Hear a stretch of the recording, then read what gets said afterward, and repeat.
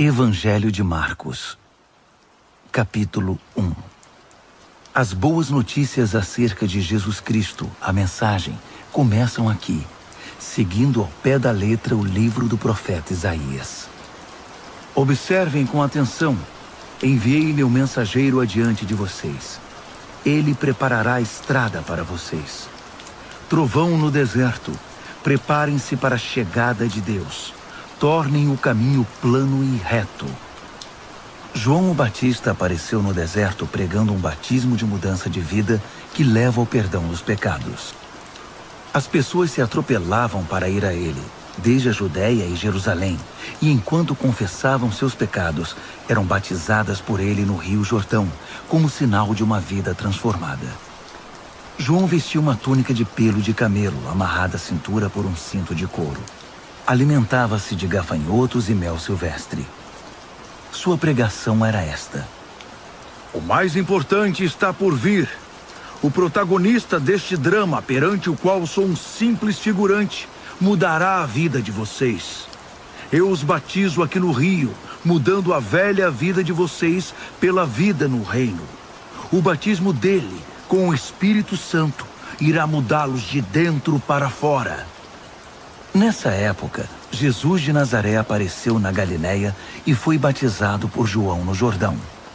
Assim que saiu da água, Jesus viu o céu aberto e o Espírito de Deus, à semelhança de uma pomba, descendo sobre ele. Com a visão do Espírito, ouviu-se uma voz: Você é o meu filho, escolhido e marcado pelo meu amor, a alegria da minha vida. Imediatamente o Espírito guiou Jesus ao deserto. Durante 40 dias e noites, ele foi testado por Satanás. Animais selvagens eram sua companhia, e os anjos tomavam conta dele.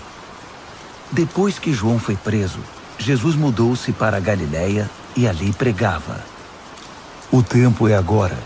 O reino de Deus está aqui. Mudem de vida e creiam na mensagem. Caminhando pela praia do mar da Galiléia, Jesus avistou Simão e seu irmão André pescando com redes. Era nisso que trabalhavam. Jesus convidou-os: Venham comigo. Vou fazer de vocês um novo tipo de pescadores. Vou mostrar como pescar pessoas em vez de peixes. Sem fazer uma pergunta, eles simplesmente largaram as redes e foram com ele. Alguns metros adiante, perto da praia, ele viu os irmãos Tiago e João, filhos de Zebedeu, que estavam no barco consertando as redes. Jesus fez aos dois a mesma proposta. Imediatamente, eles deixaram seu pai, Zebedeu, o barco e os empregados e o acompanharam. Eles entraram em Cafarnaum. Quando o sábado chegou, Jesus foi logo para a sinagoga e passou o dia lá ensinando. O povo ficou admirado com seu ensino objetivo e confiante, sem os sofismas e excitações usados pelos líderes religiosos. De repente, estando ele ainda na sinagoga, a reunião foi interrompida por um homem extremamente perturbado, que gritava: O que você veio fazer aqui conosco, Jesus? Sei o que você veio fazer aqui, Nazareno. Você é o Santo de Deus e veio aqui para nos destruir. Jesus ordenou: Quieto, saia dele. O espírito perturbador agitou o homem, protestou em voz alta e saiu. Os ouvintes, impressionados, cochichavam entre si: O que está acontecendo aqui? Um novo ensinamento com demonstração prática.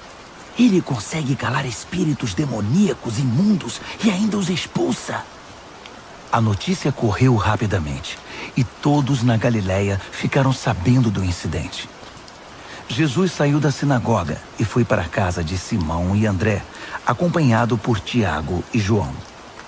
A sogra de Simão estava de cama, ardendo em febre. Informado disso, Jesus foi até onde ela estava, pegou-a pela mão e a fez levantar-se. Tão logo a febre a deixou, ela foi preparar o jantar para eles. Ao anoitecer, depois do pôr do sol, foram trazidas a ele pessoas doentes e afligidas por espíritos malignos. A cidade inteira fez fila na porta da casa. Ele curou os corpos doentes e as almas atormentadas. Os demônios conheciam sua verdadeira identidade, mas ele não permitia que se pronunciassem.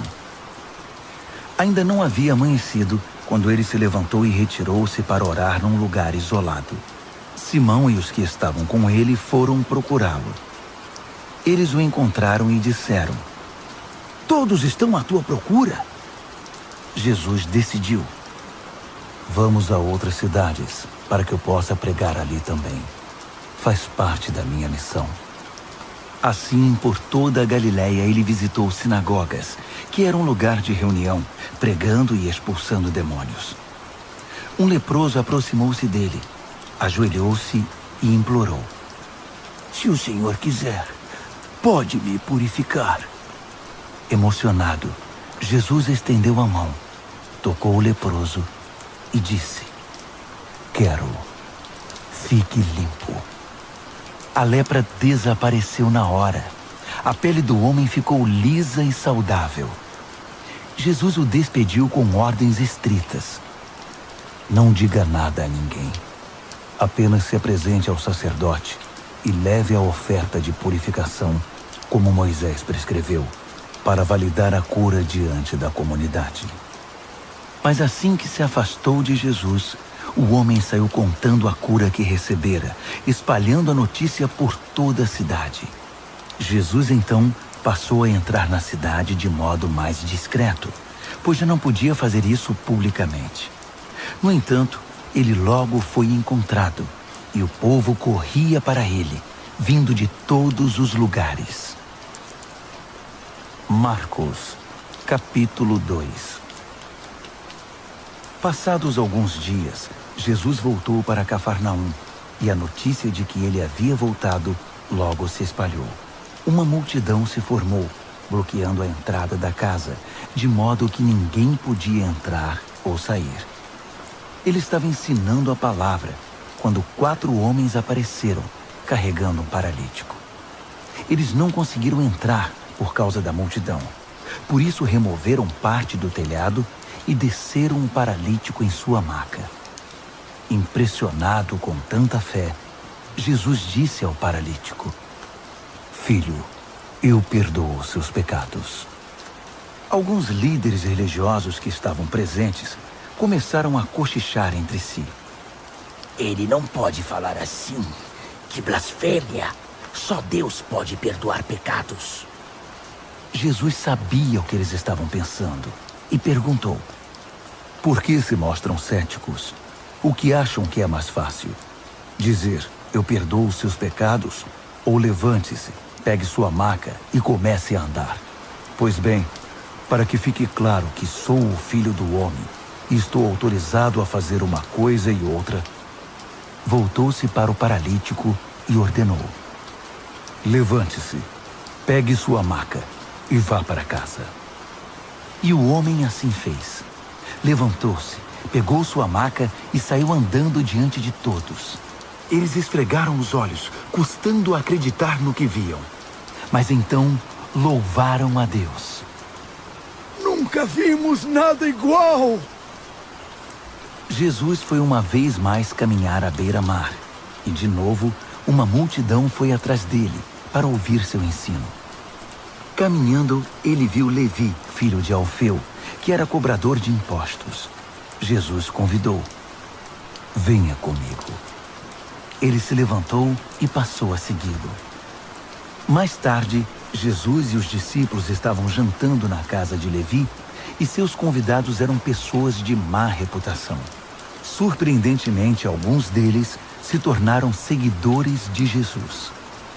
Os líderes religiosos e os fariseus, vendo Jesus na companhia daquela gente, foram tomar satisfação com os discípulos.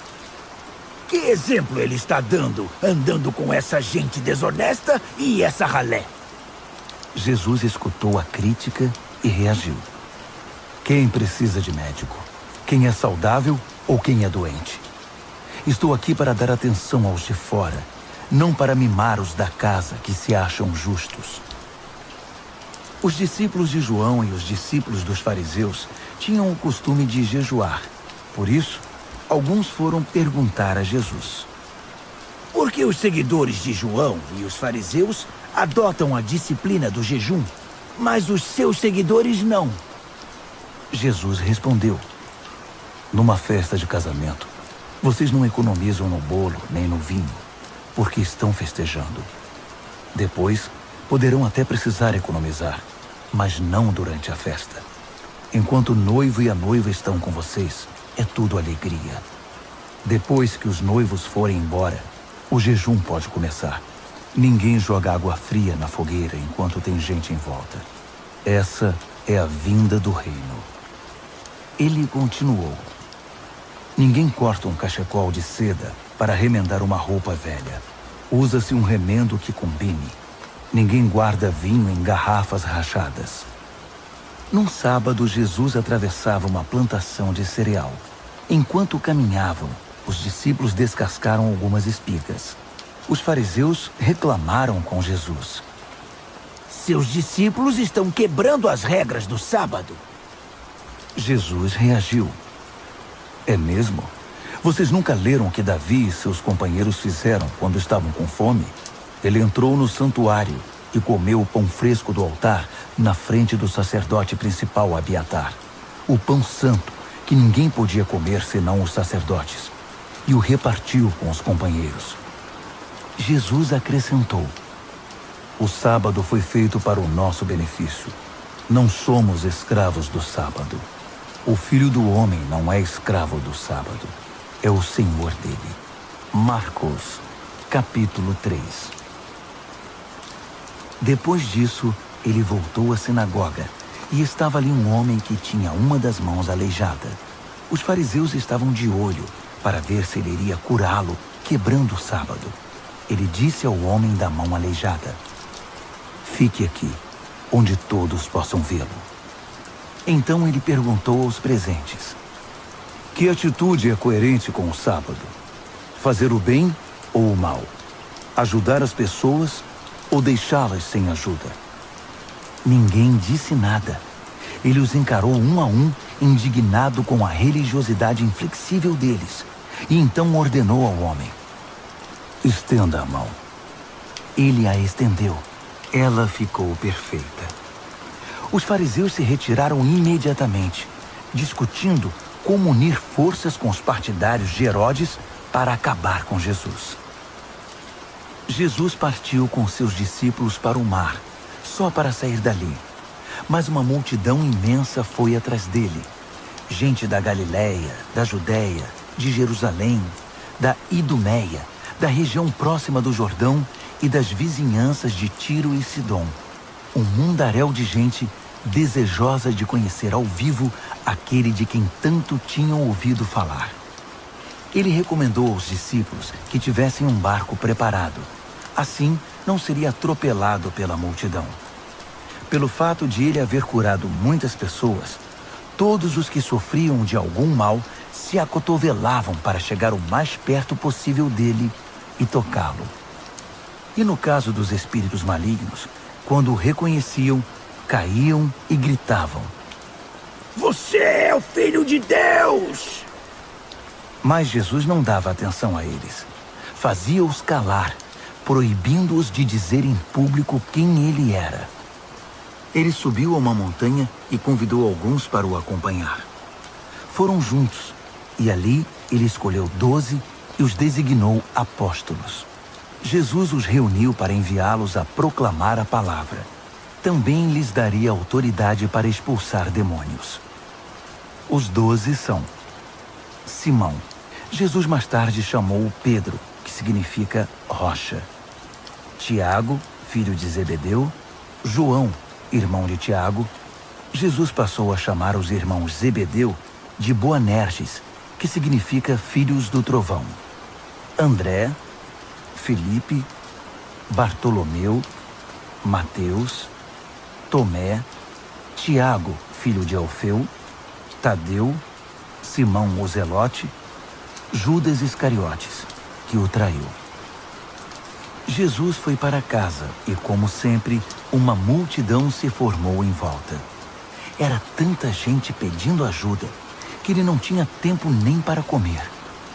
Alguns parentes informados da situação foram tirá-lo de lá, até pela força, se necessário. Eles suspeitavam que Jesus estava perdendo o juízo. Os líderes religiosos de Jerusalém espalharam o boato de que ele estava praticando magia negra, fazendo truques diabólicos para impressionar o povo, mostrando poder espiritual. Jesus contestou a calúnia. Faz sentido um demônio lutar contra outro demônio? Satanás expulsaria o próprio Satanás? Uma família que vive brigando se desintegrará. Se Satanás expulsa Satanás, não irá se destruir? Acham que é possível, em plena luz do dia, entrar na casa de um homem forte e acordado e roubar seus bens sem amarrá-lo primeiro? Amarrem-no e então poderão roubá-lo. Faço aqui uma advertência. Não há nada dito ou feito que não possa ser perdoado. Mas se vocês persistirem nas calúnias contra o Espírito Santo de Deus, estarão deliberadamente rejeitando aquele que perdoa, rompendo relações com aquele que os sustenta. Ele fez essa advertência porque era acusado por eles de ter ligação com o maligno. Naquele momento, sua mãe e seus irmãos apareceram. Estando do lado de fora, mandaram um recado, dizendo que queriam falar com ele. Ele estava cercado pela multidão quando recebeu o recado. Sua mãe e seus irmãos estão lá fora à sua procura. Jesus respondeu: Quem vocês acham que são minha mãe e meus irmãos? Olhando ao redor para cada um dos que estavam sentados à sua volta, ele declarou: Estão bem aqui na frente de vocês. Esses são minha mãe e meus irmãos. Mais vale a obediência que laços de sangue. Quem faz a vontade de Deus é meu irmão, irmã e mãe. Marcos, capítulo 4. Ele voltou a ensinar à beira da praia. A multidão que se formou em torno dele era tão grande que ele entrou num barco perto da praia e assentou-se. Jesus usou o barco como púlpito, enquanto o povo se acotovelava perto da água. Ele ensinava por meio de histórias, muitas histórias. Ouçam, o que vocês acham? Um agricultor estava semeando. Enquanto fazia seu trabalho, algumas sementes caíram pelo caminho e aves as comeram. Outras caíram no meio dos pedregulhos. Brotaram rapidamente, mas não aprofundaram raízes. Com o calor do sol, secaram tão rapidamente quanto haviam brotado. Outras ainda caíram no meio das ervas daninhas. As sementes chegaram a brotar, mas foram sufocadas. Nenhuma sobreviveu. Por fim, algumas, porém, caíram em boa terra e floresceram, produzindo uma colheita que superou todas as expectativas. Vocês estão entendendo? Quando eles ficaram sozinhos, os que eram mais chegados a ele, além dos 12, pediram que ele explicasse a história. Ele disse: Vocês têm o privilégio de conhecer melhor o reino de Deus. Conhecem as suas verdades. Mas para aqueles que ainda não podem ver, tudo é dito por meio de histórias, a fim de guiá-los a discernimentos mais profundos. Essas pessoas são assim. Seus olhos estão abertos, mas não veem nada. Seus ouvidos estão abertos, mas não entendem uma palavra. Recusam-se a voltar-se para Deus para receber perdão. Ele continuou: Entenderam o objetivo da história? Todas as minhas histórias têm o mesmo propósito. O agricultor planta a palavra. Alguns são como a semente que cai à beira do caminho. Assim que ouvem a palavra, Satanás arranca o que foi plantado neles. Outros são como a semente que cai no meio dos pedregulhos. Ouvem a palavra e a recebem com grande entusiasmo. Mas assim como a palavra não cria raízes, a emoção passa ou surge alguma dificuldade, não sobra nada. A semente lançada no meio das ervas daninhas é aquele que ouve a mensagem do reino, mas é vencido pela preocupação e pela ilusão de manter o que tem e de ganhar mais. A mensagem é sufocada e não sobra nada. A semente lançada na terra boa é a pessoa que ouve a palavra e a abraça. E a colheita supera todas as expectativas. Jesus continuou. Alguém compra uma lâmpada para pôr debaixo do tanque ou debaixo da cama? O que se faz não é colocá-la numa prateleira? Nós não estamos guardando segredos. Nós os estamos revelando. Não estamos escondendo nada, mas tornando público. Vocês estão entendendo? Ouçam bem o que estou dizendo. Fiquem atentos quando algum espertalhão ensinar que vocês podem vencer na vida por vocês mesmos. Dar é o caminho, não ganhar. Generosidade produz generosidade.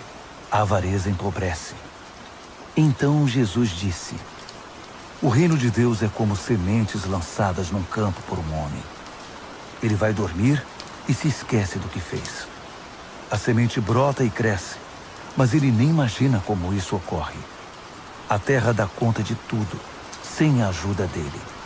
Primeiro o caule, depois a espiga e por fim o grão. Quando o grão está maduro, ele o colhe. É o tempo da colheita. Como podemos descrever o reino de Deus? Que ilustração podemos usar? É como a semente de mostarda.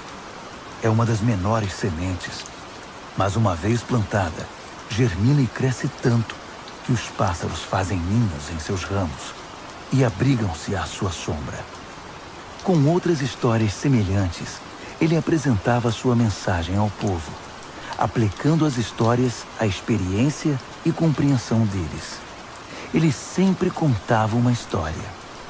Quando estava sozinho com seus discípulos, explicava tudo, desfazendo o emaranhado. Todos os nós eram desatados. Naquele dia, ao cair da tarde, ele decidiu: vamos para o outro lado do mar. Eles entraram no barco em que ele estava. Outros barcos foram atrás deles.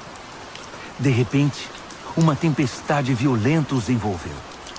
As ondas invadiam a embarcação, ameaçando afundá-la, enquanto Jesus, com a cabeça sobre um travesseiro, dormia na popa do barco. Os discípulos o acordaram, implorando: mestre, não vais fazer nada! Nós vamos morrer! Jesus acordou e ordenou ao vento que se acalmasse. Ele disse ao mar: quieto, sossegue. O vento virou brisa e o mar ficou em plena calmaria. Jesus repreendeu os discípulos: por que tanto medo? Vocês não têm fé? Eles estavam apavorados e confusos. Afinal, quem é este homem? Se perguntavam. Até o vento e o mar se acalmam quando ele ordena. Marcos, capítulo 5. Eles chegaram ao outro lado do mar, na terra dos Gerazenos. Assim que Jesus saiu do barco, um louco, vítima de demônios, saiu do cemitério e correu para ele. O homem vivia no meio das sepulturas. Ninguém conseguia prendê-lo. Era impossível acorrentá-lo ou amarrá-lo. Ele fora amarrado muitas vezes com cordas e correntes, mas quebrava as correntes e arrebentava as cordas. Ninguém era forte o bastante para subjugá-lo. Noite e dia, vagava entre as tumbas e pelas colinas, gritando e cortando o próprio corpo com pedras pontiagudas. Quando ele viu Jesus, correu na direção dele e curvou-se reverentemente.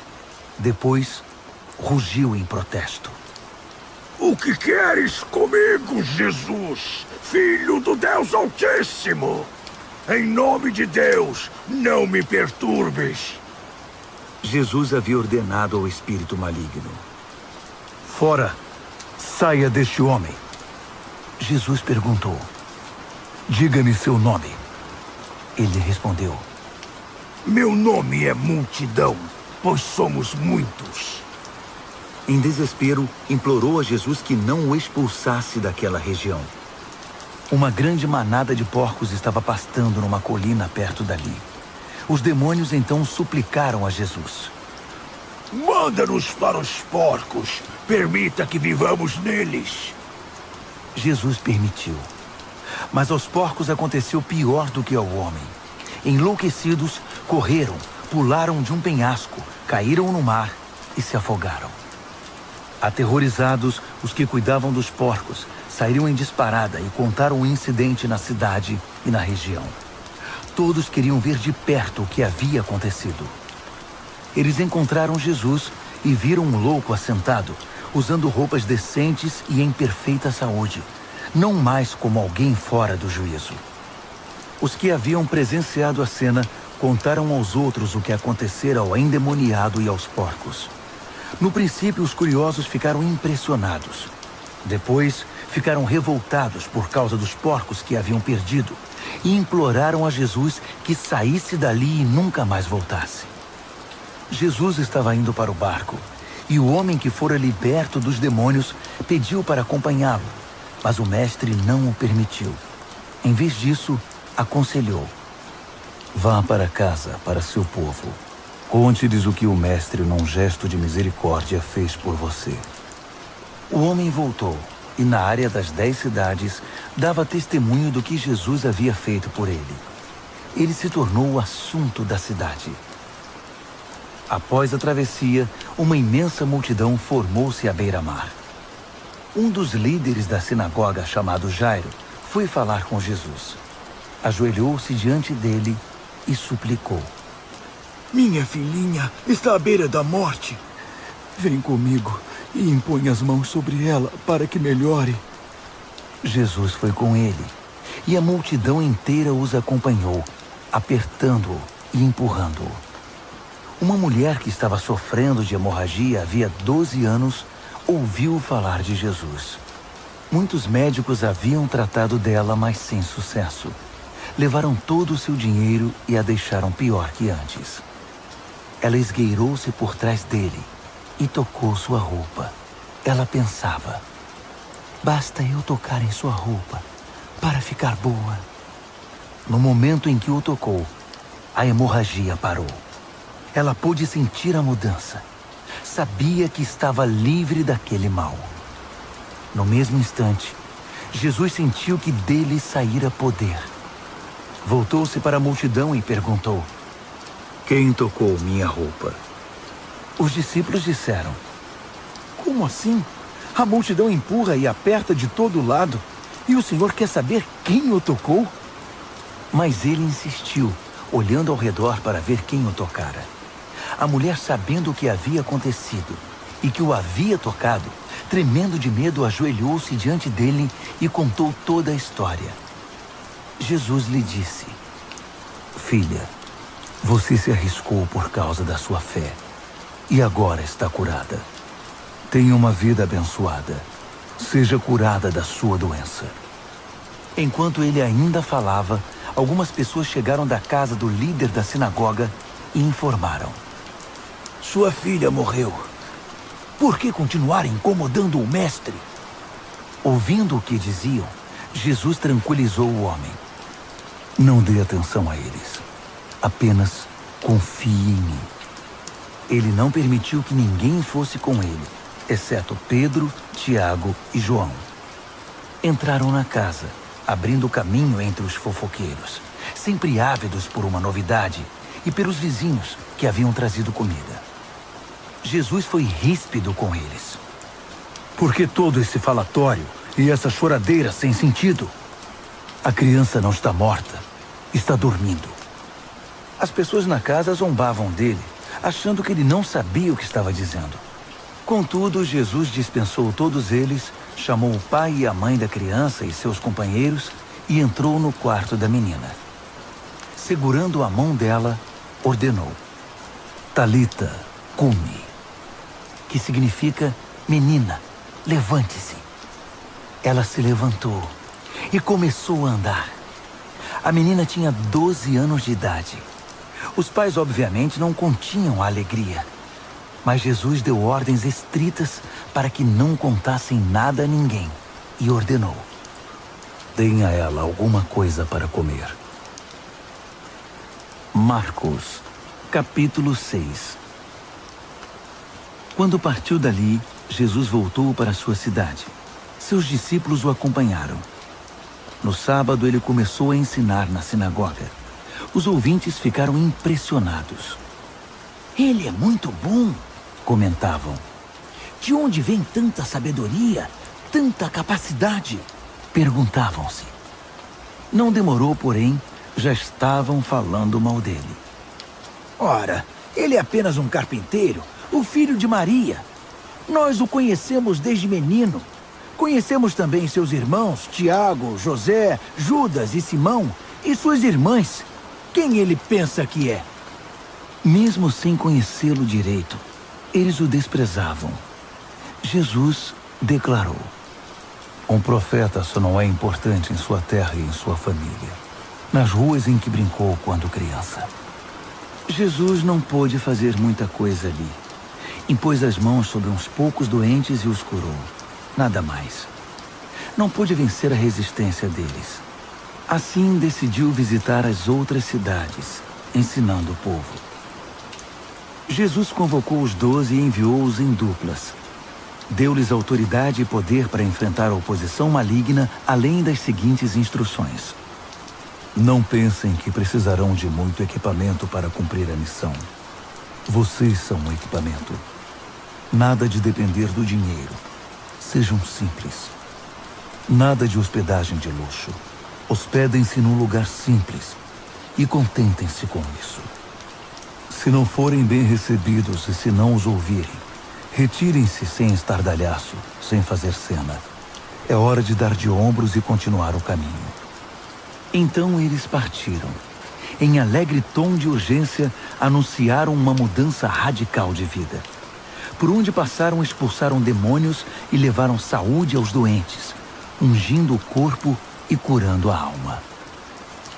Herodes tinha conhecimento de tudo isso, porque o nome de Jesus estava na boca de todo mundo. O rei dizia: esse deve ser João o Batista, que voltou dos mortos. Por isso é capaz de fazer milagres. Outros discordavam. Não, é Elias. Outros ainda opinavam. É um profeta, exatamente como os profetas dos tempos antigos.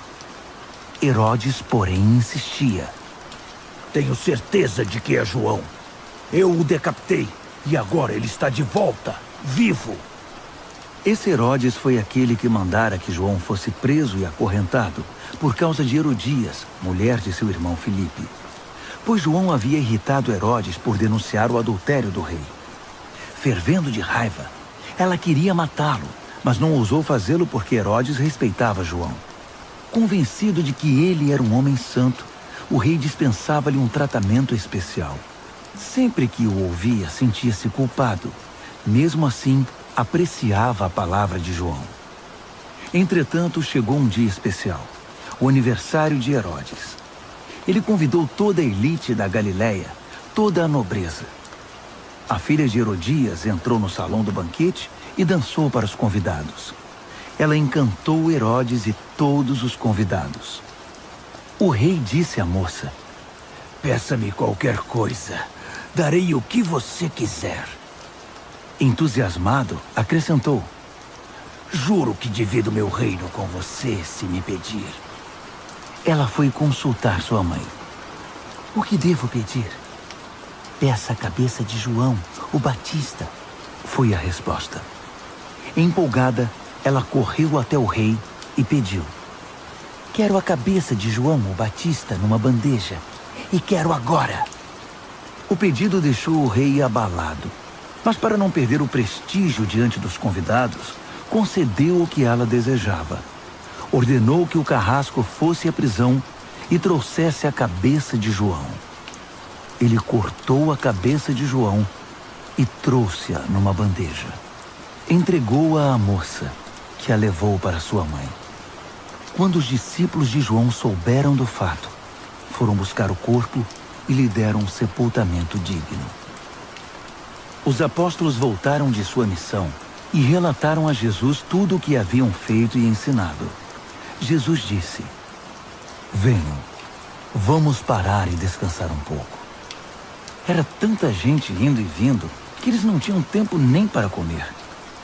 Eles entraram no barco e foram para um lugar mais tranquilo. Entretanto, alguém os viu partindo, e a notícia se espalhou. Muita gente saiu correndo das cidades vizinhas e chegou ao lugar de destino antes deles. Quando Jesus saiu do barco, uma multidão imensa o aguardava. Ao ver todo aquele povo, ele ficou comovido. Afinal, eram como ovelhas sem pastor.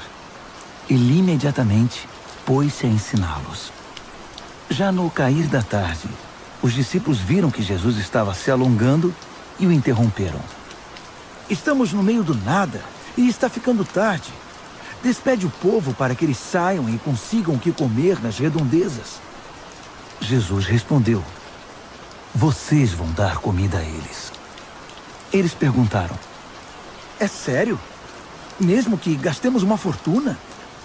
Mas ele não estava brincando. Quantos pães vocês têm? Verifiquem. Não demorou para saberem. 5 pães e 2 peixes, informaram. Jesus mandou que todos se assentassem em grupos de 50 ou de 100 na grama verde. Ele tomou os 5 pães e os 2 peixes, olhou para o céu, orou, abençoou o pão, partiu e entregou tudo aos discípulos, que por sua vez o repartiram com o povo. Ele fez o mesmo com o peixe. Todos comeram e ficaram satisfeitos. Os discípulos recolheram 12 cestos de sobras, e os que participaram da refeição foram cerca de 5.000. Terminada a refeição, Jesus insistiu em que os discípulos entrassem no barco e fossem para Betsaida, enquanto ele despedia o povo. Em seguida, ele subiu a uma montanha para orar. Tarde da noite, o barco já estava longe, e Jesus ainda estava em terra. Ele podia ver a dificuldade de seus companheiros com os remos, pois o vento estava contra o barco. Por volta das 4 horas da madrugada, Jesus foi na direção deles, andando sobre o mar. E quando se aproximou e eles o viram, pensaram que fosse um fantasma e gritaram apavorados. Jesus tratou de tranquilizá-los. Calma, sou eu. Não tenham medo. Assim que ele entrou no barco, o vento cessou. Eles ficaram perplexos, coçando a cabeça e tentando entender tudo o que havia acontecido. Não haviam entendido o que ele fizera na hora da refeição. Estavam com o coração endurecido. Concluíram a travessia, ancoraram o barco em Genezaré e lá o deixaram. Assim que pisaram em terra, a notícia rapidamente se espalhou. O povo correu até onde eles estavam, trazendo doentes em macas. Para onde quer que ele fosse, aldeia, cidade ou rota de comércio, os doentes eram levados até um local público. Eles imploravam que Jesus lhes permitisse tocar pelo menos na orla de sua roupa. E todos que a tocavam eram curados. Marcos, capítulo 7. Os fariseus e alguns líderes religiosos, vindos de Jerusalém, reuniram-se à volta dele para reclamar que os discípulos dele eram negligentes com as purificações rituais antes das refeições. Os fariseus e judeus em geral jamais participariam de uma refeição sem primeiro proceder ao ritual da lavagem das mãos, principalmente se tivessem chegado da feira, para não mencionar como limpavam canecas, panelas e outras vasilhas. Os fariseus e os líderes religiosos perguntaram: por que seus discípulos desrespeitam as leis, fazendo as refeições sem lavar as mãos? Jesus reagiu: Isaías estava certo a respeito de enganadores como vocês. Ele acertou em cheio. Esse povo faz um grande show, dizendo as coisas certas, mas o coração deles não está nem aí para o que dizem. Fazem de conta que me adoram, mas é tudo encenação. Eles me usam apenas como desculpa para ensinar o que se adapta ao seu gosto, alterando o mandamento de Deus e sempre adotando modismos. Ele continuou: que conveniente, não? Vocês se livram do mandamento de Deus para seguir os modismos religiosos sem serem incomodados. Moisés disse claramente: respeitem seu pai e sua mãe. Disse também: quem desrespeitar o pai ou a mãe será morto. Mas vocês driblam o mandamento, Alegando que é perfeitamente aceitável dizer ao pai ou à mãe: vou ofertar a Deus a ajuda financeira que eu deveria dar a vocês. Assim, vocês se livram da obrigação que têm para com os pais. Vocês anulam a palavra de Deus e a trocam por suas próprias regras. Vocês são especialistas nesse tipo de coisa. Dirigindo-se à multidão, ele acrescentou: ouçam agora, todos vocês. Prestem bastante atenção. Não é o que vocês comem que contamina a vida. É o que sai de vocês. Essa é a verdadeira contaminação. Ele voltou para casa depois de falar à multidão e seus discípulos disseram: não entendemos. O Senhor poderia nos explicar? Jesus respondeu: vocês também? Será que não entendem? Não sabem que o que se come não pode contaminar ninguém?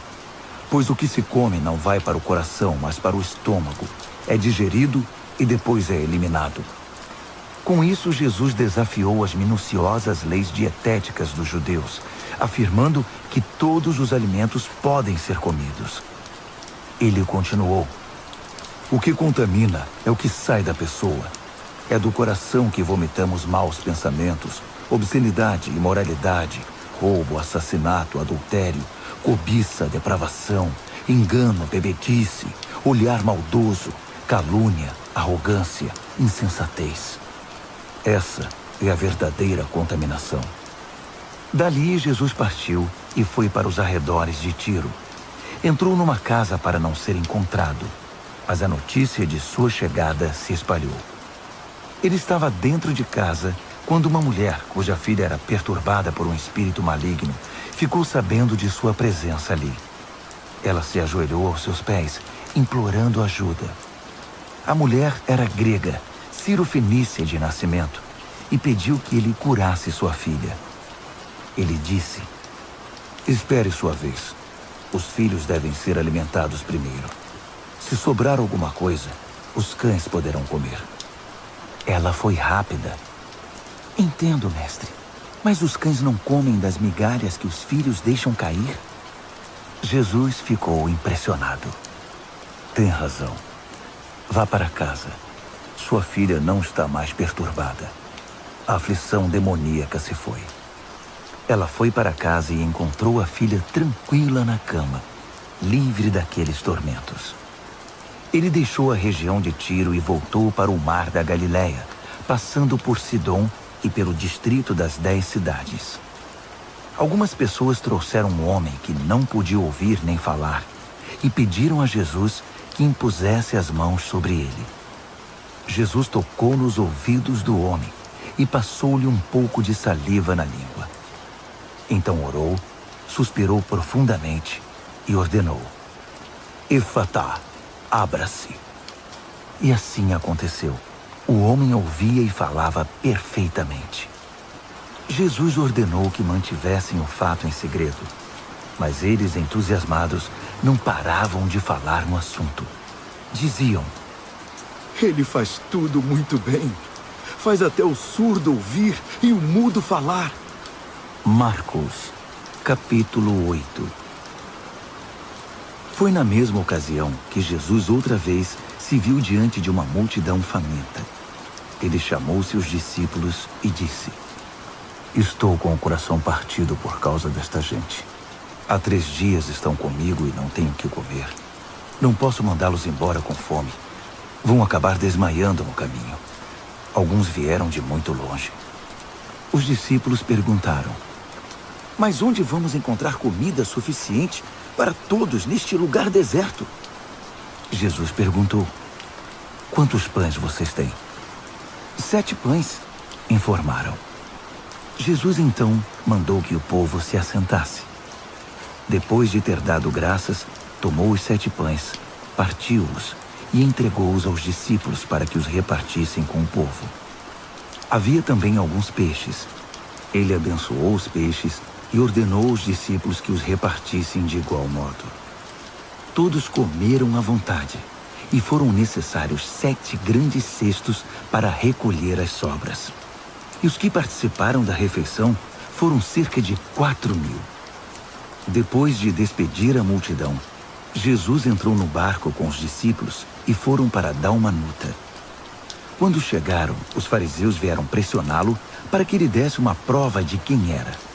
Desafiado, Jesus perguntou: por que esta geração pede um sinal milagroso como garantia? A verdade é que vocês não terão sinal nenhum. Dali ele voltou para o barco e dirigiu-se para o outro lado do mar. Os discípulos, porém, esqueceram-se de levar pão, exceto por um pedaço. Aproveitando a oportunidade, Jesus aconselhou-os: fiquem de olho no fermento dos fariseus e dos partidários de Herodes. Pensando que ele os repreendia por haverem esquecido o pão, começaram a culpar um ao outro. Percebendo o que se passava, Jesus perguntou: por que estão discutindo por haverem esquecido o pão? Não entenderam ainda? Não conseguem perceber? Não se lembram dos 5 pães que demos aos 5.000? Quantos cestos de sobras vocês recolheram? Eles responderam: 12. E dos 7 pães para os 4.000, quantos cestos de sobras vocês recolheram? 7. Ele perguntou: ainda não entendem? Ao chegarem eles a Betsaida, algumas pessoas trouxeram um cego e pediram a Jesus que o tocasse. Tomando-o pela mão, ele o levou para fora da cidade. Passou saliva nos olhos do homem, impôs as mãos sobre ele e perguntou: consegue ver alguma coisa? Ele olhou para cima e disse: vejo homens, só que eles parecem árvores andando. Jesus voltou a impor as mãos sobre ele. Dessa vez, o homem percebeu que havia recuperado completamente a visão. Agora via tudo com perfeição. Jesus mandou-o para casa, advertindo: não entre na cidade. Jesus e seus discípulos visitaram as cidades ao redor de Cesareia de Filipe. Enquanto caminhavam, ele perguntou: quem o povo diz que eu sou? Eles responderam: alguns pensam que é João o Batista, outros acham que é Elias. Há quem pense que é algum dos profetas. Ele insistiu: e vocês? Quem acham que eu sou? Pedro declarou: tu és o Cristo, o Messias. Jesus pediu que guardassem segredo, que não dissessem nada a ninguém. Em seguida, resolveu explicar algumas coisas. É necessário que o Filho do Homem seja maltratado, levado a julgamento e declarado culpado pelos líderes do povo, sacerdotes e líderes religiosos. Que seja morto e 3 dias depois ressuscite.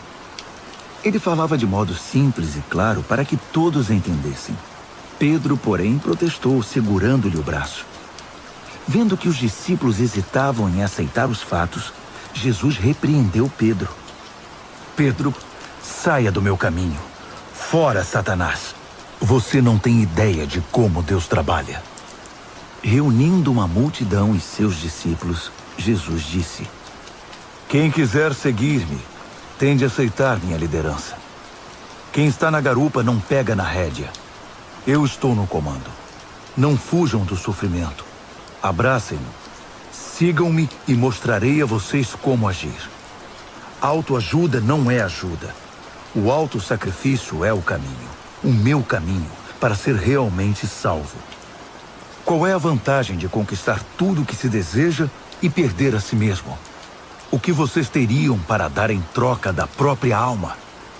Se vocês têm vergonha de mim ou do meu caminho por causa dos seus amigos inconstantes e sem futuro, saibam que irão enfrentar uma vergonha muito maior na presença do Filho do Homem quando ele voltar, envolto pela glória de Deus, seu Pai, com um exército de anjos.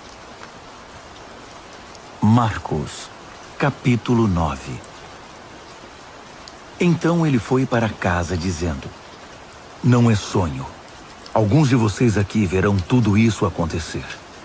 O reino de Deus chegando com força total. 6 dias depois, 3 dos discípulos viram isso acontecer.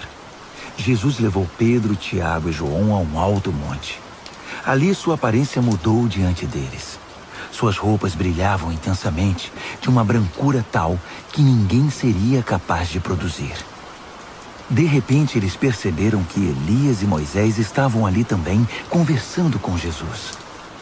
Então Pedro interrompeu a conversa. Rabi, que grande momento! Que tal se construíssemos 3 memoriais na montanha? Um para o Senhor, um para Moisés e um para Elias.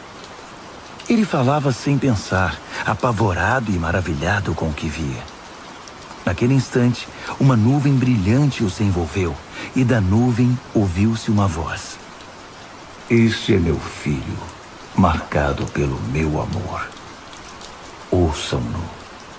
No minuto seguinte, os discípulos olharam ao redor, esfregando os olhos.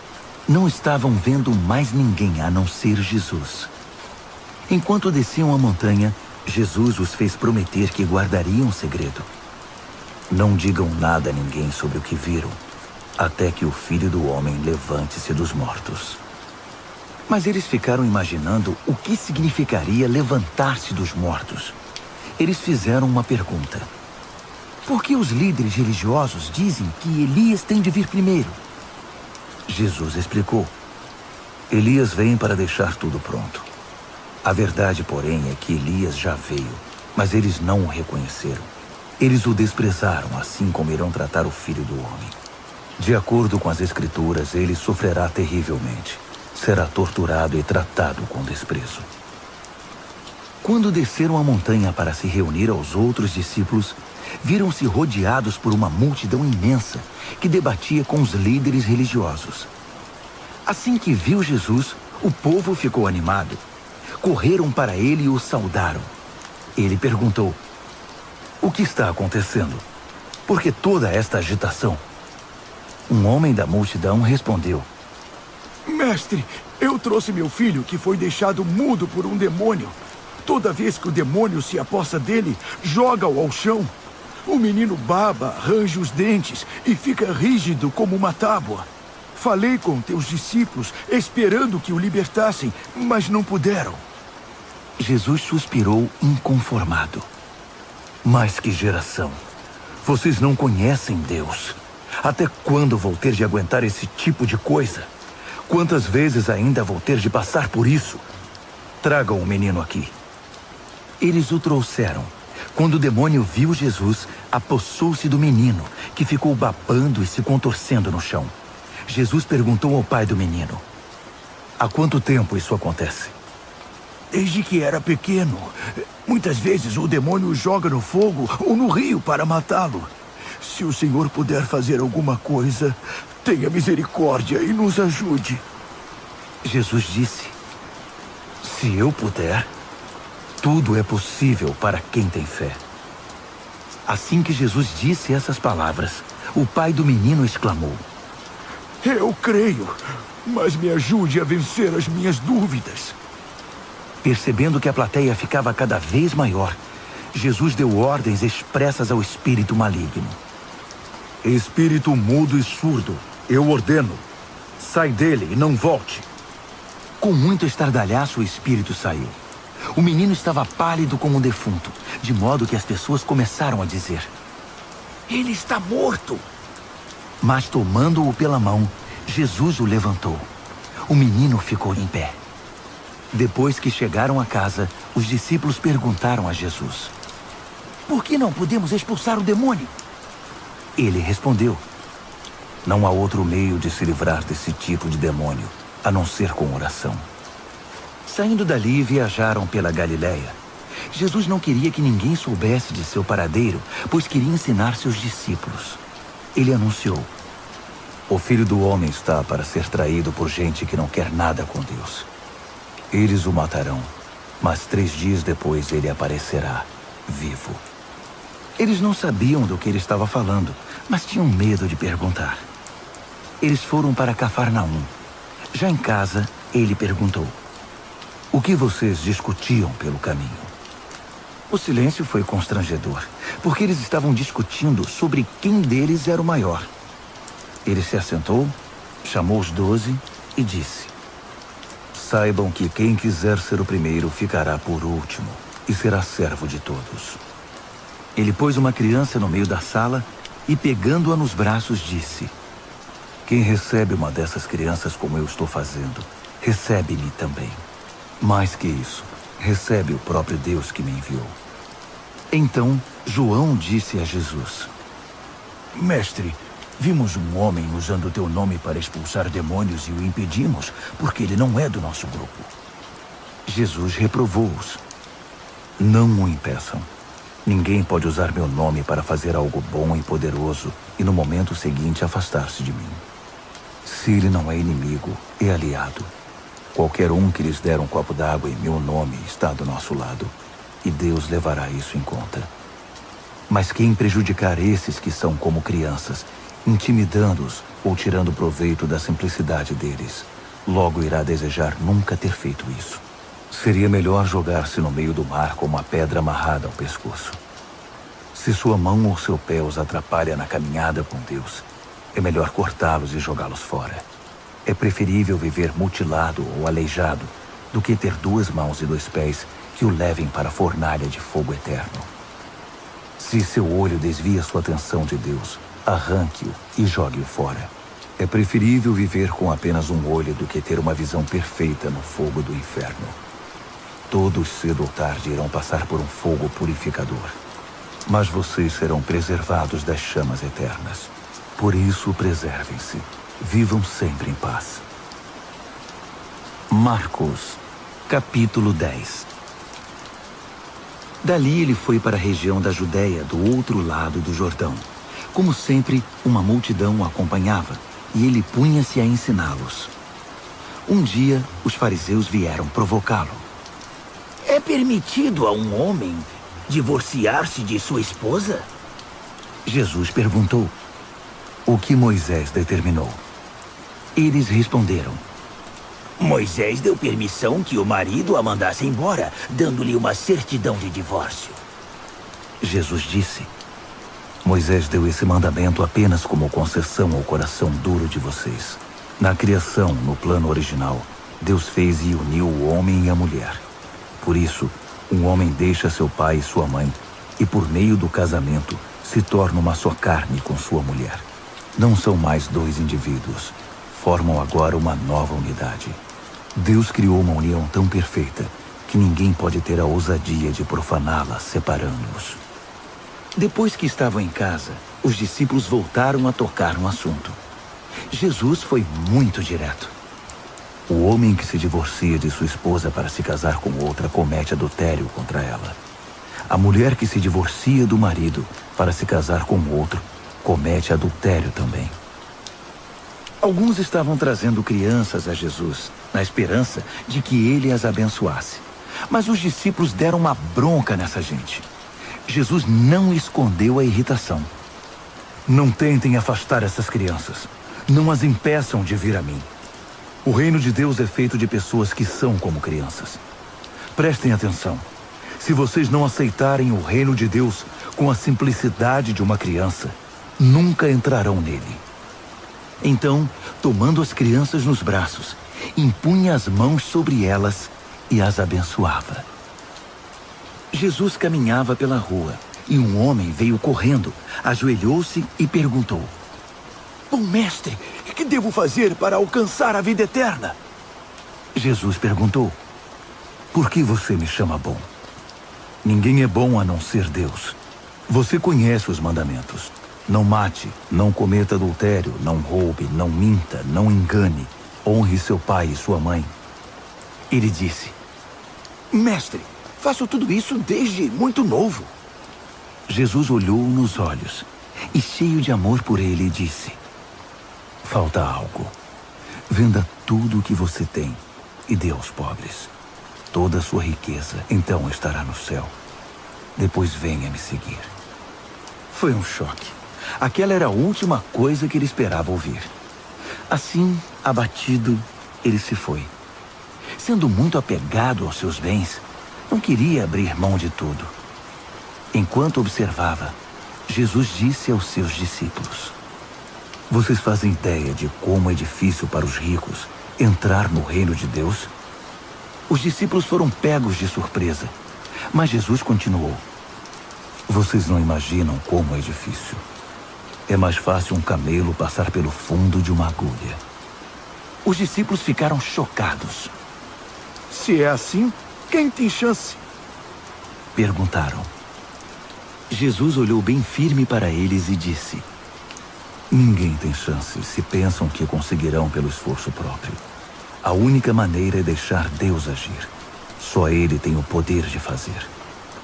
Pedro então lhe disse: nós deixamos tudo para te seguir. Jesus disse: guardem isto. Ninguém que sacrifique casa, irmãos, irmãs, mãe, pai, filhos, propriedades, seja o que for, por minha causa e por causa da mensagem, sairá perdendo. Eles terão tudo de volta, multiplicado muitas vezes em casas, irmãos, irmãs, mães, filhos e propriedades, mas também em problemas. Terão ainda o prêmio da vida eterna. Aí está de novo a grande inversão. Muitos primeiros serão últimos, e muitos últimos primeiros. De volta à estrada, eles foram para Jerusalém. Jesus ia adiante, e eles o seguiam, confusos e um pouco amedrontados. Ele chamou os 12 e disse: ouçam-me com atenção. Estamos a caminho de Jerusalém. Quando chegarmos lá, o Filho do Homem será entregue aos mestres da lei e aos líderes religiosos. Eles irão condená-lo à morte. Eles o entregarão aos romanos, que irão zombar dele, cuspir nele, torturá-lo e matá-lo. Mas depois de 3 dias, ele se levantará vivo. Tiago e João, filhos de Zebedeu, foram falar com Jesus. Mestre, queremos que o Senhor faça algo por nós. Verei se posso fazer. Eles pediram: permite que tenhamos os lugares de maior honra na tua glória, um à tua direita e outro à esquerda. Jesus disse: vocês não fazem ideia do que estão pedindo. Vocês são capazes de beber do cálice que estou para beber e de receber o batismo que estou para receber?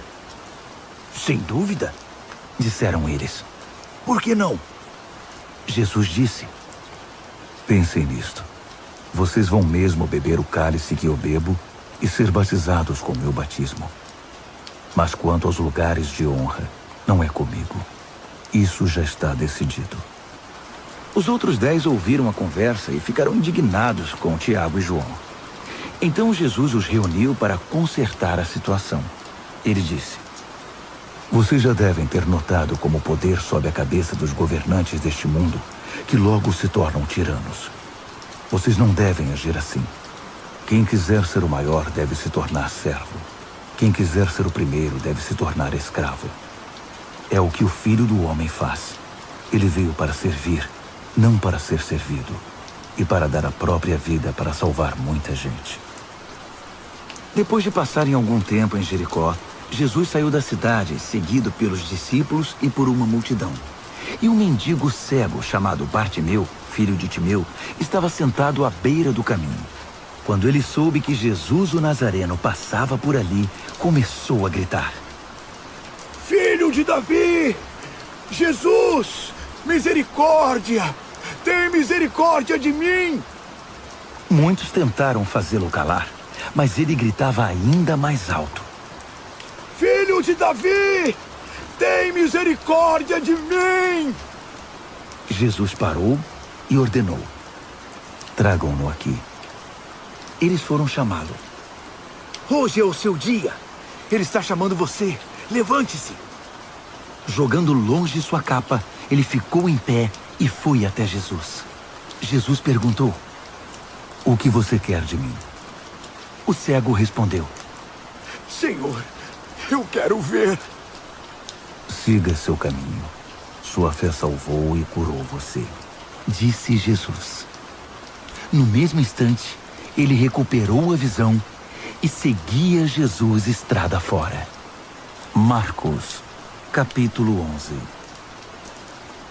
Quando se aproximaram de Jerusalém, à altura de Betfagé e Betânia, perto do Monte das Oliveiras, Jesus enviou 2 discípulos com estas instruções: vão à aldeia que está adiante. Ali encontrarão um jumentinho amarrado. Ele nunca foi montado. Desamarrem-no e tragam-no aqui.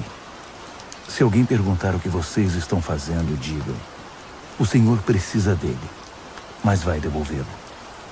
Eles foram e encontraram um jumentinho numa rua, amarrado a um portão. Eles o desamarraram, mas alguns dos que estavam ali perguntaram: por que estão desamarrando o jumentinho? Os discípulos responderam exatamente como Jesus os instruíra, e não foram mais incomodados.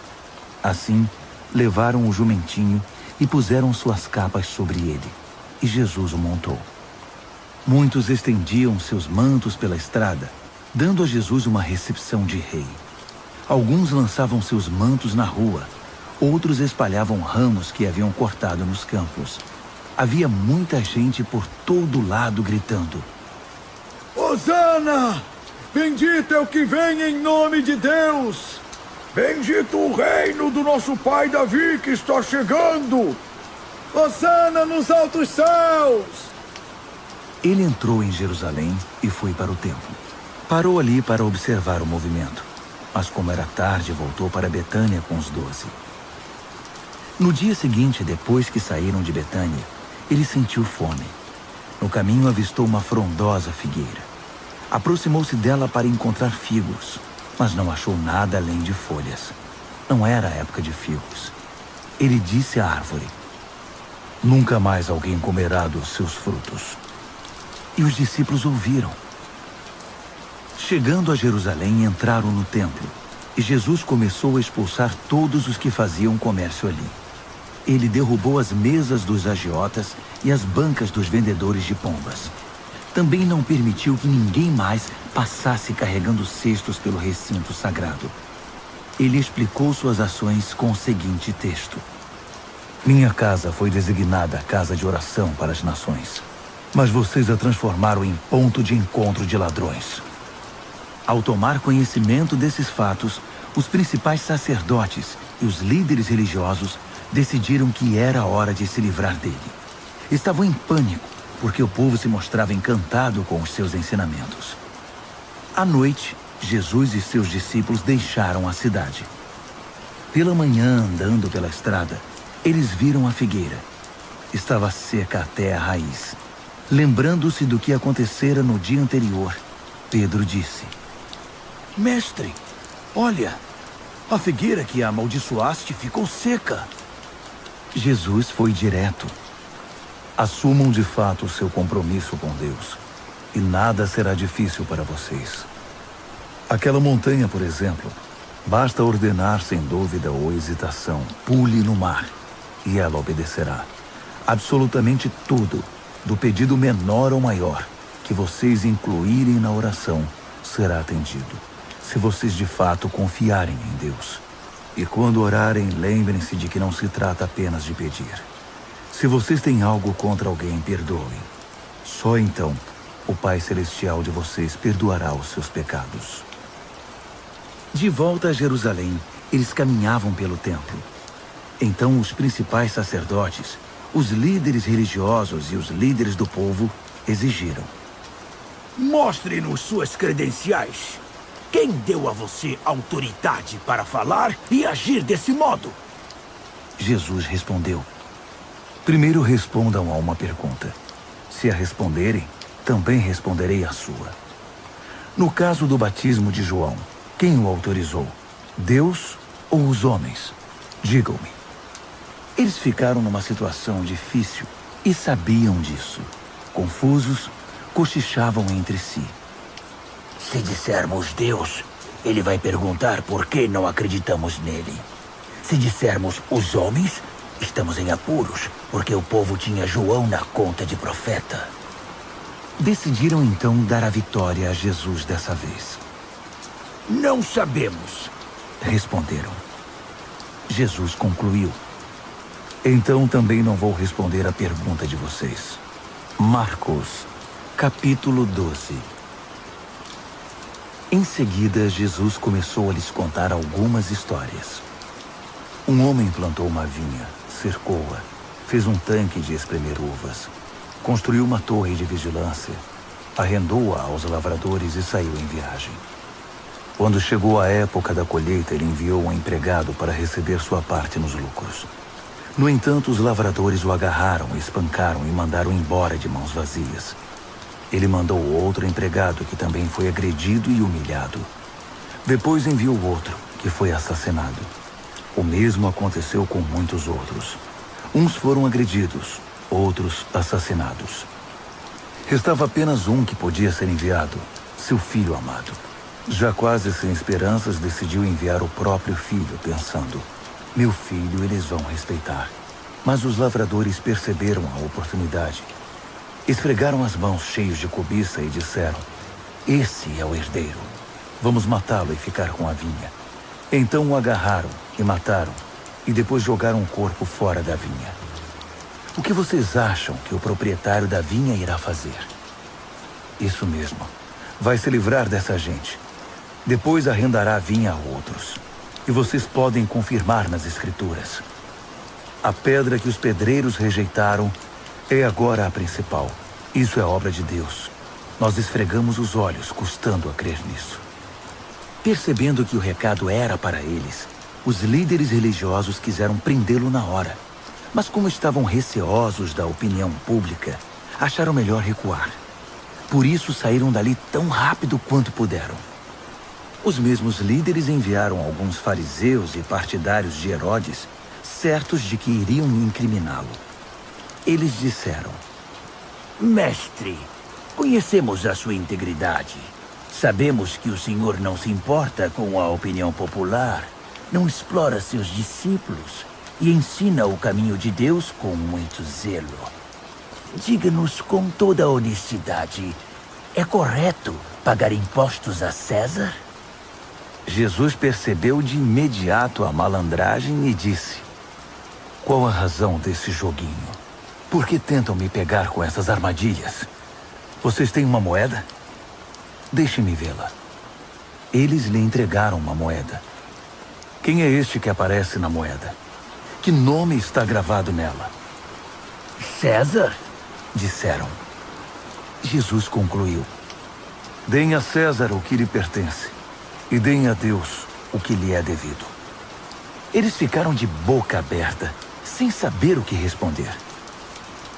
Alguns saduceus, o grupo que nega a ressurreição, perguntaram a Jesus: mestre, Moisés escreveu que se um homem morre sem filhos, o irmão dele é obrigado a se casar com a viúva e ter filhos com ela. Pois bem, havia 7 irmãos. O primeiro casou-se e morreu sem filhos. O segundo casou-se com a viúva. Ele morreu, mas também não teve filhos. O mesmo aconteceu com o terceiro. De fato, os 7 se casaram com ela, mas nada de filhos. Por fim, a mulher morreu. A pergunta é esta: na ressurreição, de quem ela será esposa? Afinal, ela foi casada com cada um deles. Jesus respondeu: vocês estão raciocinando errado e vou dizer por quê. Primeiro, não conhecem as Escrituras. Segundo, não sabem como Deus atua. Depois da ressurreição, o casamento já não mais existirá. Assim como os anjos, toda a nossa atenção estará em Deus. Com respeito à ressurreição dos mortos, vocês nunca leram as Escrituras? Vejam que Deus, de dentro da sarça, disse a Moisés: eu sou, não eu era, o Deus de Abraão, o Deus de Isaque e o Deus de Jacó. O Deus vivo é o Deus dos vivos, não dos mortos. Portanto, vocês não sabem de nada. Um dos líderes religiosos, depois de acompanhar os debates e perceber como Jesus era incisivo em suas respostas, fez uma pergunta: qual é o mais importante de todos os mandamentos? Jesus respondeu: o primeiro em importância é o seguinte: ouça, Israel, o Senhor seu Deus é único. Ame o Senhor seu Deus com toda a paixão, toda a fé, toda a inteligência e todas as forças. E o segundo é: ame o próximo como a você mesmo. Não há nenhum outro mandamento que se compare a esses. Um líder religioso disse: que resposta maravilhosa, mestre. Tão lúcida e precisa. Deus é único e não há outro. Devemos amá-lo com toda a paixão, inteligência e forças, e amar ao próximo como a nós mesmos. Isso é melhor que qualquer oferta ou sacrifício. Quando Jesus percebeu como aquele homem era sábio, comentou: Você está quase lá, quase no reino de Deus. A partir daquele momento, ninguém mais ousou fazer perguntas a Jesus. Enquanto ensinava no templo, Jesus perguntou: Como podem os líderes religiosos ensinar que o Messias é filho de Davi, quando todos sabemos que Davi, inspirado pelo Espírito Santo, disse: Deus disse ao meu Senhor: Assente-se aqui ao meu lado direito até que eu faça dos seus inimigos um descanso para os pés. Davi declara que o Messias é seu mestre. Como pode, então, o Messias ser também seu filho? A multidão estava maravilhada com o que ouvia. Ele continuou a ensinar: Cuidado com os líderes religiosos. O prazer deles é ostentar títulos acadêmicos, receber elogios publicamente, desfrutar posições de destaque e assentar-se nos lugares principais durante o serviço religioso. Além disso, o tempo todo eles exploram os fracos e indefesos. Quanto mais oram, pior fica a situação deles. Mas no fim, eles irão pagar por tudo isso. Assentado atrás de um gasofilácio, ele observava o povo depositar dinheiro na hora da coleta. Os ricos faziam ofertas voltosas, mas uma viúva pobre aproximou-se e ofertou 2 pequenas moedas, uns míseros centavos. Jesus chamou os discípulos em particular e comentou: A verdade é que essa viúva pobre deu uma oferta maior que a dos demais. Todos os outros deram do que não precisavam. Ela fez uma extravagância, algo que não podia fazer. Deu tudo o que possuía. Marcos, capítulo 13. Jesus saía do templo quando um dos discípulos chamou sua atenção. Mestre, olhe essas pedras, essas construções. Jesus disse: Vocês estão impressionados com essa arquitetura grandiosa? Tudo isso será um monte de ruínas até a última pedra. Mais tarde, enquanto ele estava sentado no Monte das Oliveiras, num local de onde podia avistar o templo, Pedro, Tiago, João e André foram conversar com ele. Quando essas coisas vão acontecer? Que sinal teremos de que tudo caminha para um desfecho? Jesus explicou: Cuidado com os falsos profetas do fim dos tempos. Muitos líderes com identidade falsa alegarão: Eu sou o Messias. Eles vão enganar muita gente. Quando ouvirem falar de guerras e ameaças de guerra, não entrem em pânico. Serão notícias comuns, não um sinal do fim.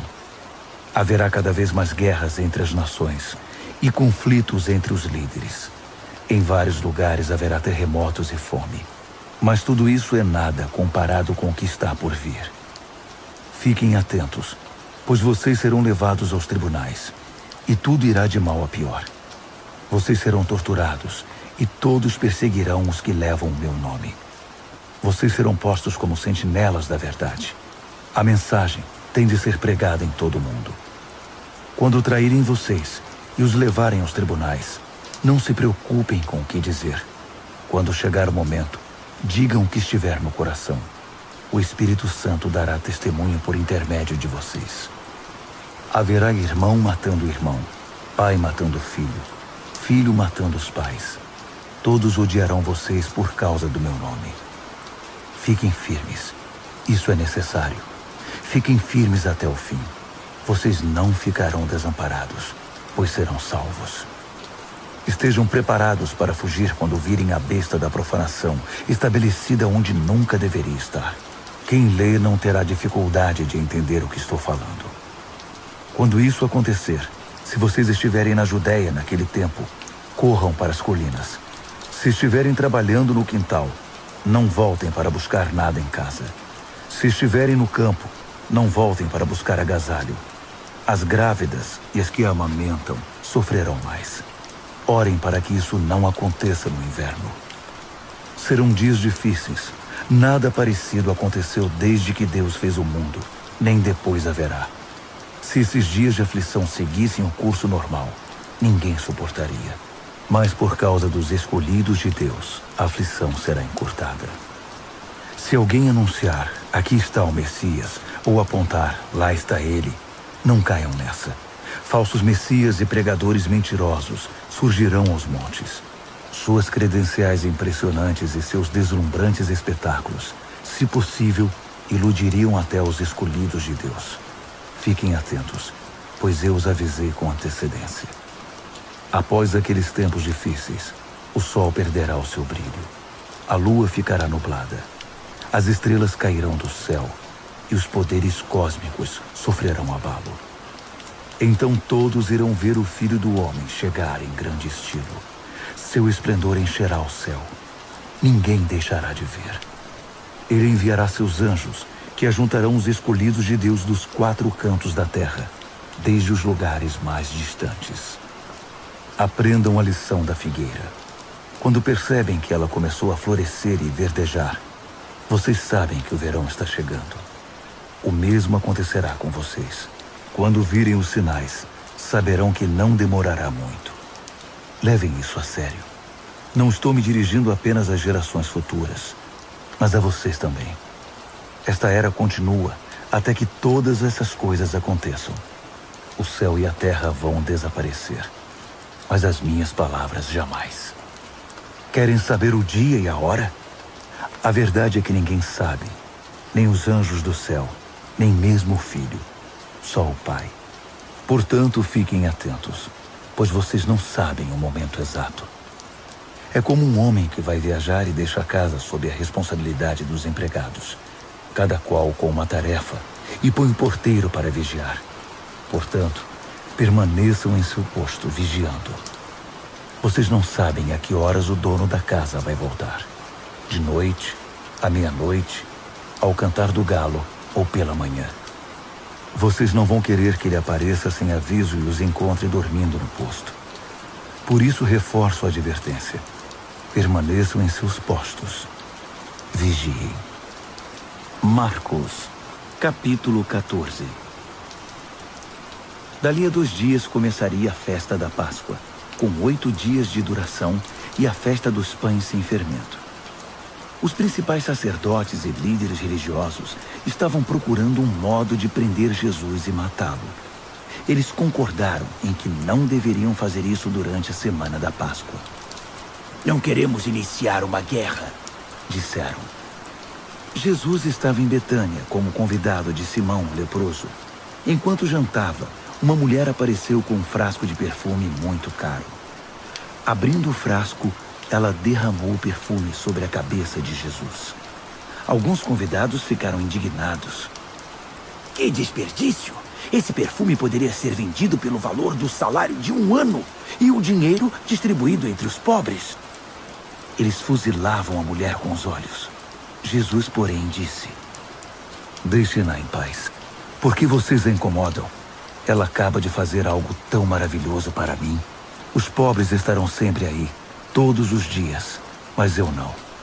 Sempre que quiserem, poderão fazer algo por eles, mas não para mim.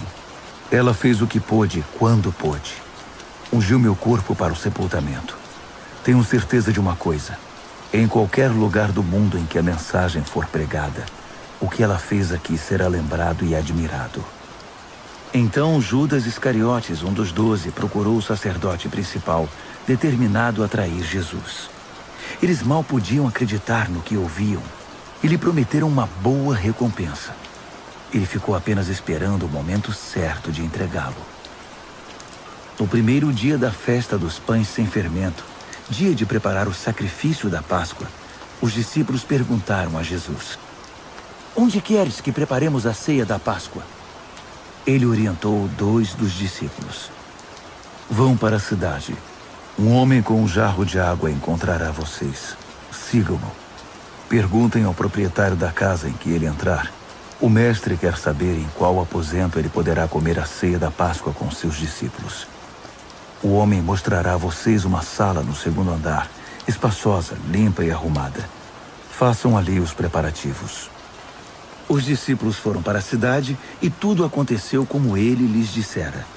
Eles prepararam ali a refeição pascal. Depois do pôr do sol, ele chegou com os 12.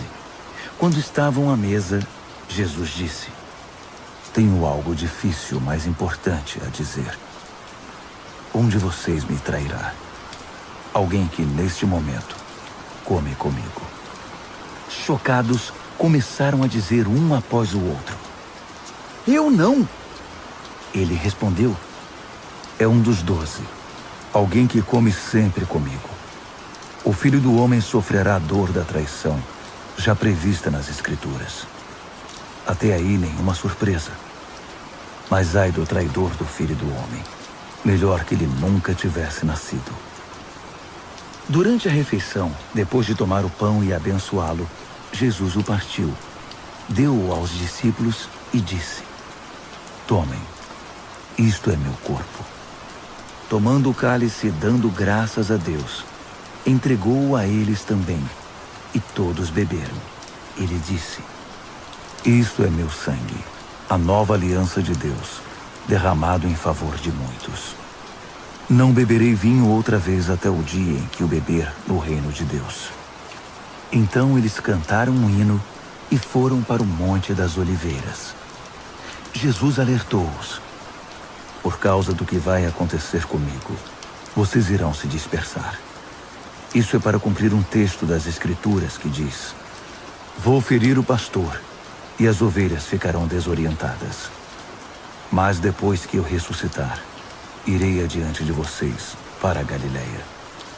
Mas Pedro, todo afoito, declarou: ainda que todo mundo fuja, eu não fugirei. Jesus respondeu: não tenha tanta certeza.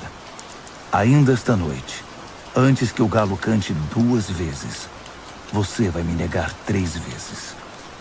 Pedro protestou, falando sem pensar: ainda que eu tenha de morrer contigo, jamais te negarei. Todos os outros disseram o mesmo. Então eles foram para um jardim chamado Getsêmani. Jesus disse aos discípulos: fiquem aqui, enquanto vou orar mais adiante.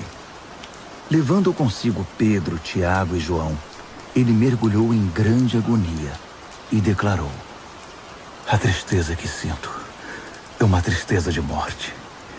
Fiquem aqui e vigiem comigo. Indo um pouco mais adiante, prostrou-se no chão e orou: Paizinho, Pai, tu podes me livrar. Afasta este cálice de mim. Mas, por favor, não seja o que eu quero, mas sim o que tu queres. Quando voltou aos discípulos, encontrou os 3 dormindo e disse a Pedro: Simão, você veio para dormir? Não pode aguentar nem 1 hora? Fiquem atentos. Orem sempre para que não caiam em tentação antes mesmo de perceber o perigo. Uma parte de você está disposta a fazer qualquer coisa por Deus, mas a outra parte simplesmente não reage. Depois disso, voltou ao seu lugar e fez a mesma oração. Retornando mais uma vez, ele os encontrou dormindo. Eles simplesmente não conseguiam manter os olhos abertos e não tinham nem como se desculpar. Ele voltou pela 3ª vez e disse: Vocês vão dormir a noite toda? Minha hora chegou. O Filho do Homem está prestes a ser traído e entregue nas mãos dos pecadores. Levantem-se. Vamos. O traidor chegou. Ele mal acabou de falar e Judas, do grupo dos 12, apareceu, acompanhado por um bando de maus elementos enviados pelos principais sacerdotes, líderes religiosos e demais líderes. Eles traziam espadas e paus. O traidor havia combinado um sinal com eles. Aquele a quem eu beijar é o procurado. Prendam-no. Não o deixem fugir. Ele foi direto a Jesus e o beijou, dizendo: Mestre. Os homens então o prenderam com muita brutalidade. Mas um dos que estavam com Jesus desembainhou a espada e atacou o servo do sacerdote principal, cortando-lhe a orelha. Mas Jesus reagiu. O que é isto? Vieram me buscar com espadas e paus, como se eu fosse um bandido perigoso? Dia após dia estive ensinando no templo, e vocês nunca moveram um dedo contra mim. Vocês acabam de confirmar os escritos proféticos. Nessa hora, Todos os discípulos já haviam fugido. Um jovem seguia o grupo de longe. Tudo que ele trazia sobre o corpo era um lençol. Alguns daqueles homens tentaram agarrá-lo, mas ele escapou. Fugiu nu, deixando o lençol para trás.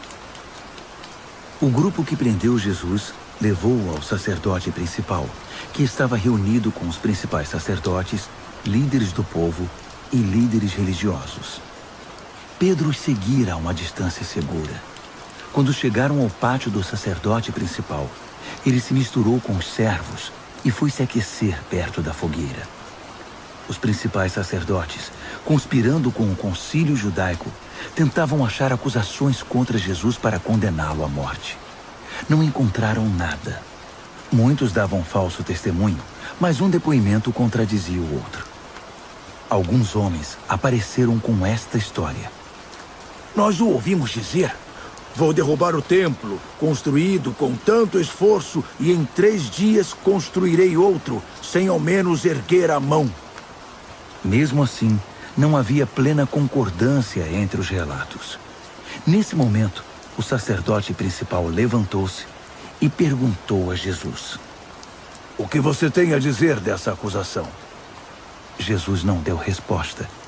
O sacerdote principal insistiu, mudando a pergunta. Você é o Messias?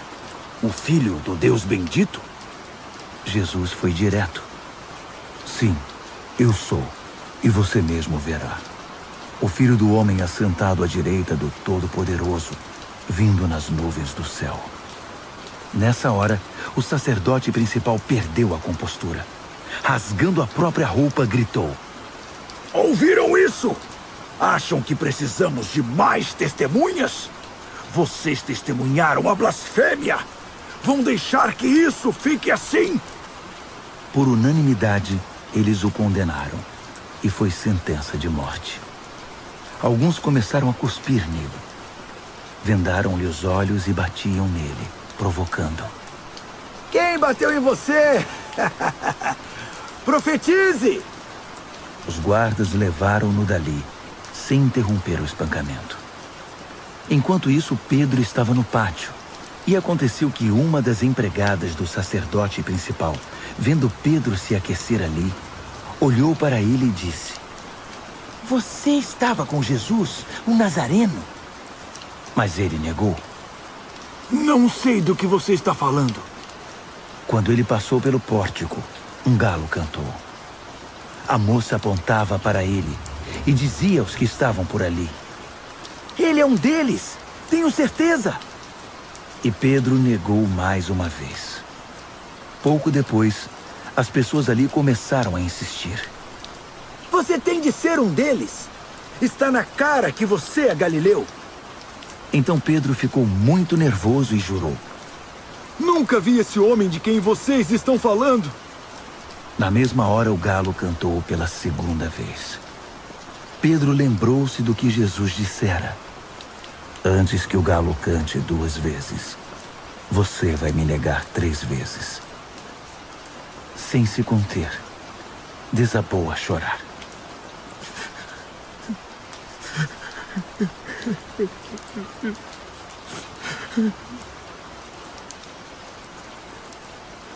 Marcos, capítulo 15.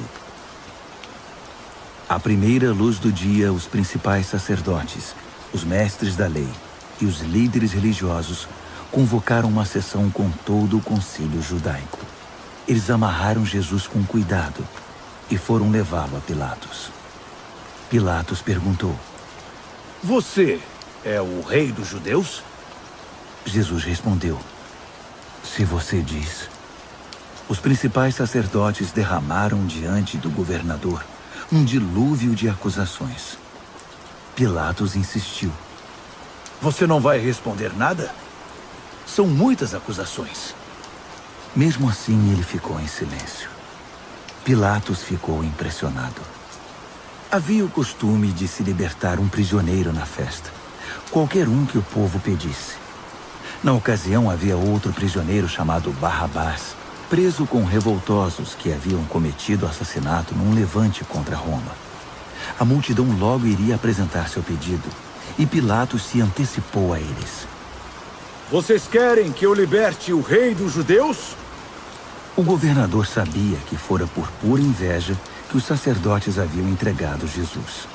No entanto, os principais sacerdotes haviam orientado a multidão para que pedissem a libertação de Barrabás.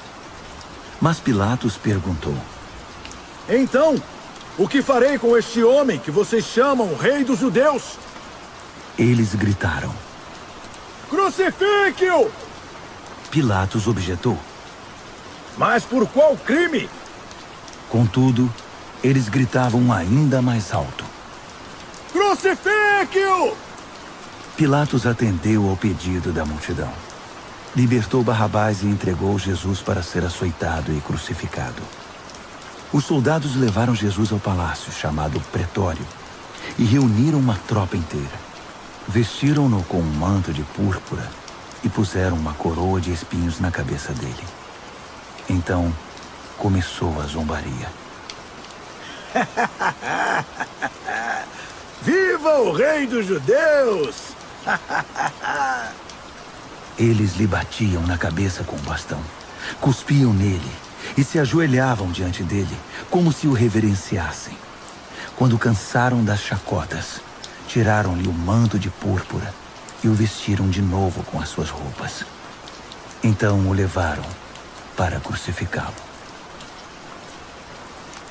Um homem estava passando de volta do trabalho, Simão de Cirene, pai de Alexandre e Rufo. Eles o obrigaram a carregar a cruz de Jesus.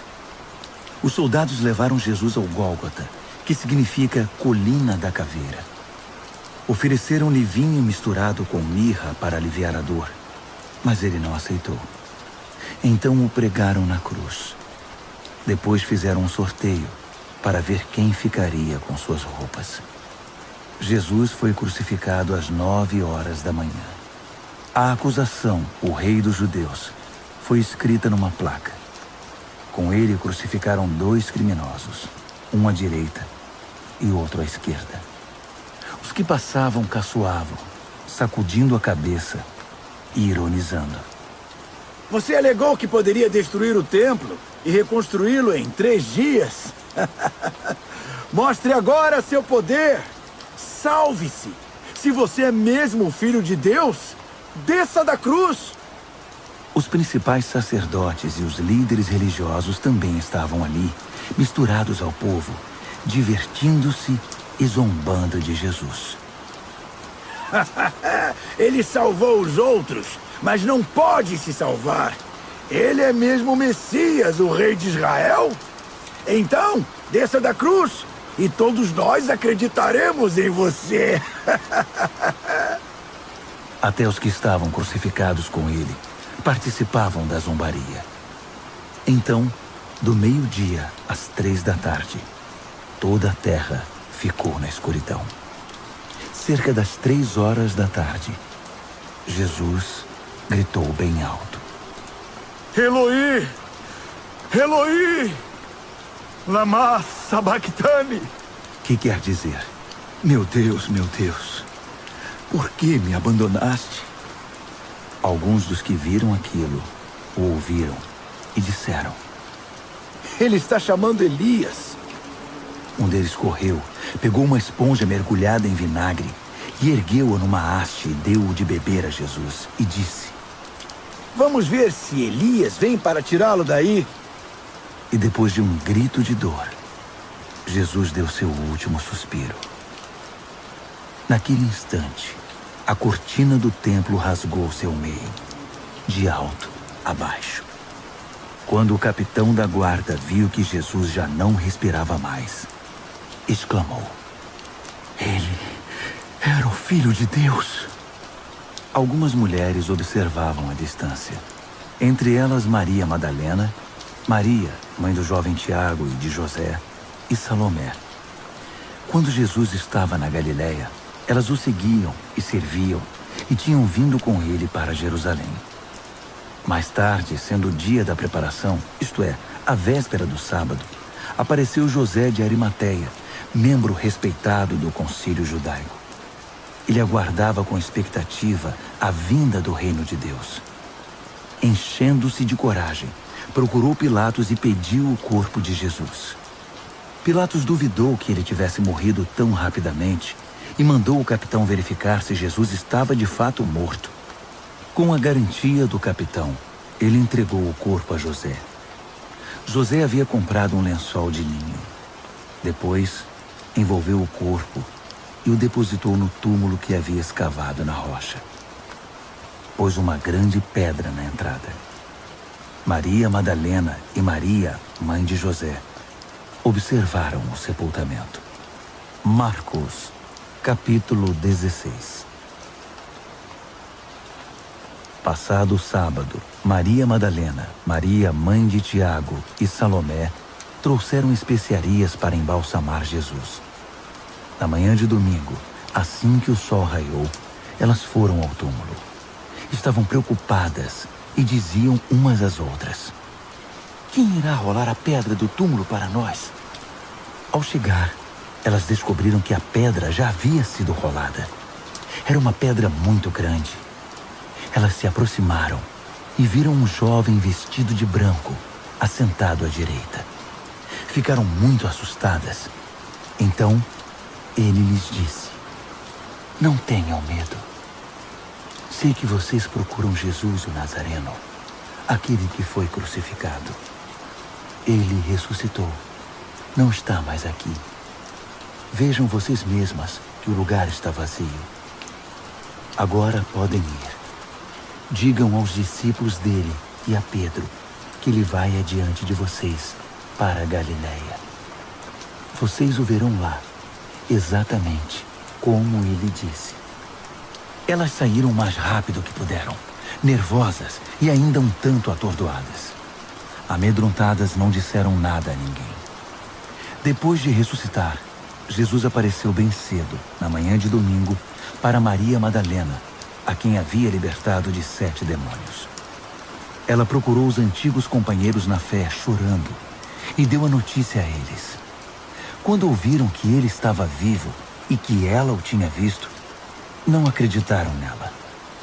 Mais tarde, ele apareceu de forma diferente a 2 deles que caminhavam pelo campo.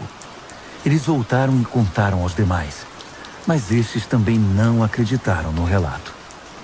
Depois disso, quando os 11 estavam jantando, ele apareceu e os repreendeu severamente pela incredulidade, pois se recusavam a acreditar nos que o tinham visto ressuscitado. Então, ele ordenou: saiam pelo mundo. Vão a toda parte e anunciem a mensagem com as boas notícias de Deus para todos. Quem crer e for batizado está salvo. Quem se recusar a crer está condenado. Estes são alguns dos sinais que acompanharão os que crerem.